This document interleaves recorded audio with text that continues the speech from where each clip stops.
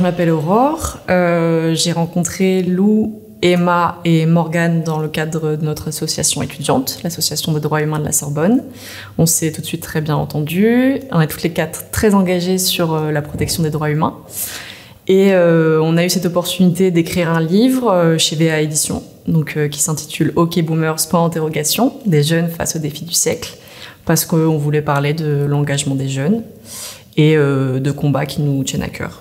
Donc moi, je m'appelle Lou, je suis en master de relations internationales à Paris, et donc j'ai rencontré les filles durant ma licence et durant mon engagement à l'Association des droits humains de la Sorbonne, de laquelle je suis vice-présidente actuellement. Et ça a été une évidence suite aux articles qu'on a écrits toutes les quatre sur des sujets des droits humains au cours de cet engagement.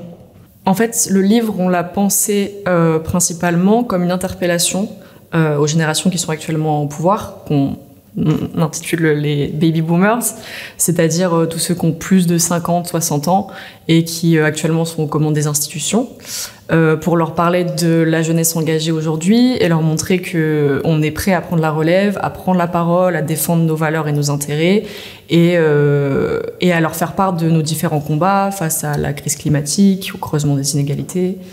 Et donc, c'est pas du tout une question de pointer du doigt une génération en particulier, c'est plus vraiment leur faire comprendre sur quoi on est engagé et en quoi on veut changer un système qui nous paraît désuet aujourd'hui. L'objectif du livre, c'est vraiment pas de déclarer une guerre multigénérationnelle, mais juste de donner la parole à ces jeunes qui s'engagent et à essayer de montrer ces nouveaux défis et de parler des sujets qui nous tiennent à cœur. C'est vrai qu'on entend souvent dire que les millennials, ils vont plus voter, ils sont désengagés de la politique. Moi, je pense surtout qu'il y a une mutation de l'engagement aussi chez les jeunes. C'est-à-dire que maintenant, avec les réseaux sociaux, les jeunes vont beaucoup plus être engagés sur Internet, mais on les voit aussi en manifestation. Et je pense qu'il faut aussi essayer de leur donner cette place, justement, dans les arènes politiques. Et c'est une place qui est difficile à acquérir en tant que jeune, je pense. Ouais, tout à fait. En fait, on s'est rendu compte dans le cadre de notre association, mais aussi avec nos proches, les jeunes de notre génération, qu'on est très souvent intéressé de plusieurs sujets, notamment la crise climatique, mais aussi la lutte contre le racisme, l'égalité entre les sexes. Et on est souvent en première ligne de ces combats-là, en manifestation, dans les associations, sur les réseaux sociaux, beaucoup aussi.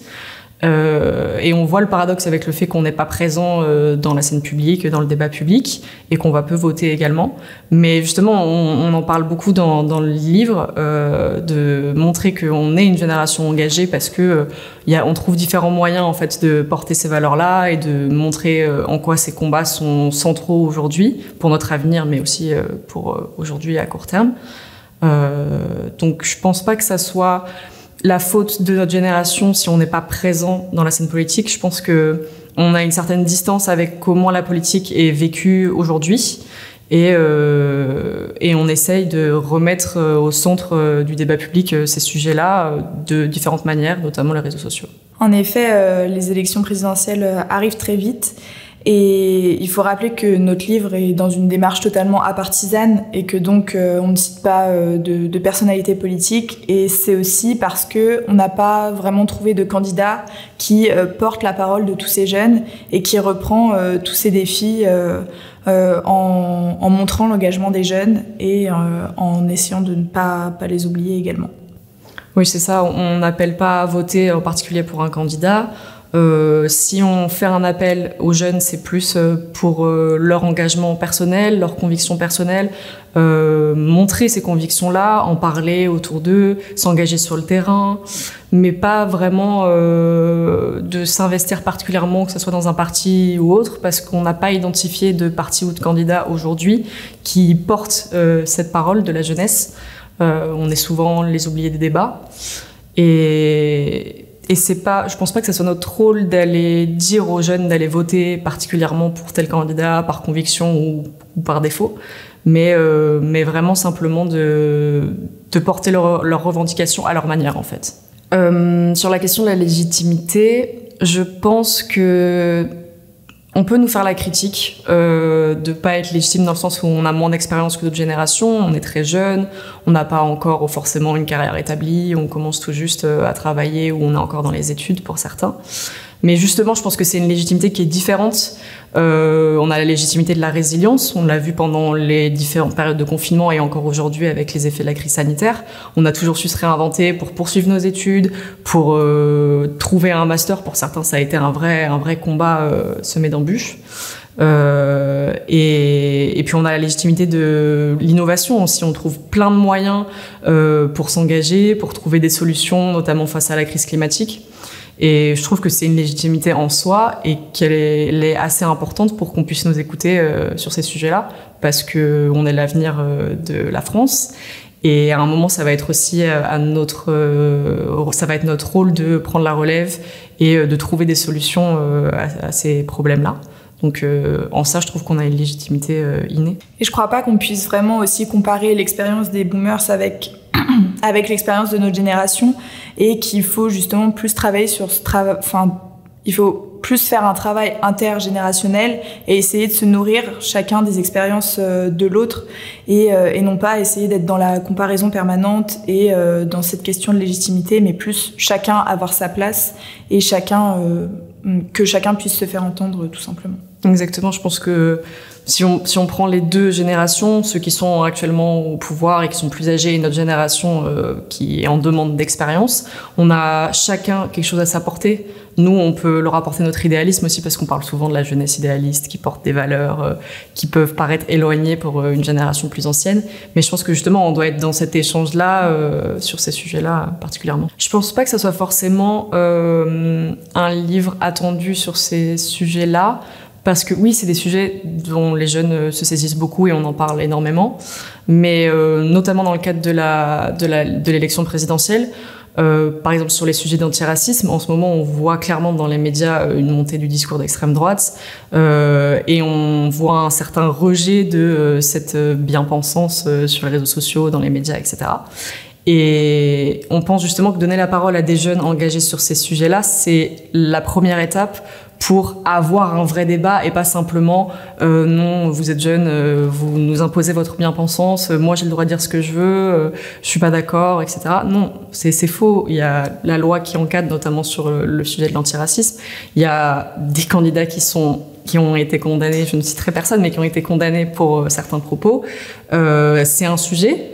Et je pense qu'on est assez éclairé, notre génération est assez éclairée sur ces sujets-là, et je pense qu'on gagnerait dans le débat public à avoir un vrai échange et à ne pas s'arrêter à c'est la bien-pensance, on ne veut pas en entendre parler. Et je pense pas que ce soit la facilité non plus, dans le sens où ces témoignages-là, il y a certaines personnes qui n'ont jamais eu l'occasion de parler et de parler de leur expérience et de dire ce qu'elles avaient vécu.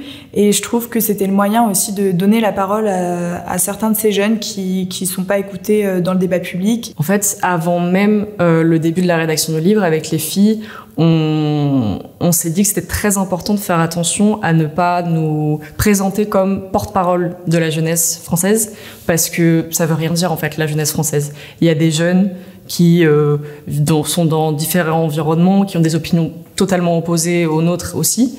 Et donc, on voulait pas faire cette erreur de dire on représente les jeunes, donc écoutez-nous. C'est pas du tout notre démarche. Nous, ce qu'on veut dire, c'est on a constaté qu'il y a beaucoup de jeunes engagés sur certains sujets. C'est des sujets qui nous tiennent à cœur, donc on veut en parler. On veut que ça soit des vrais sujets pendant la campagne, mais même après. Et on veut pas faire cette erreur-là, parce que on sait très bien que notre analyse de ces sujets-là, elle est biaisée. Elle est influencée par notre environnement, par comment on s'est construite, par les études qu'on a eu la chance de faire. Donc, c'est pour ça. Je pense que c'est important aujourd'hui d'écouter des jeunes qui sont engagés sur ces sujets-là, parce que on entend beaucoup de choses en ce moment, notamment avec la campagne présidentielle, mais sur les réseaux sociaux, sur ces sujets-là, il y a beaucoup de désinformation. C'est souvent des discours remplis de haine sur les droits des personnes LGBT, sur la lutte antiraciste, sur l'égalité entre les hommes et les femmes. C'est des sujets qui sont très poreux et qui mènent très souvent à des discours assez extrêmes. Et les jeunes qu'on a pu interroger, et nous, dans nos expériences associatives engagées, on voit qu'il y a une jeunesse qui, au contraire, est assez modérée et progressiste sur ces sujets-là. Et c'est dans le travail qu'on a fait avec la rédaction de ce livre qu'on s'est rendu compte qu'il n'y a pas que des jeunes qui sont extrêmes dans les jeunes engagés, il y a aussi des jeunes modérés. Oui, je pense que c'est important d'écouter la nouvelle génération qui est en fait l'avenir, quoi. On espère vraiment qu'il y ait des boomers qui nous lisent parce que c'est exactement un de nos objectifs.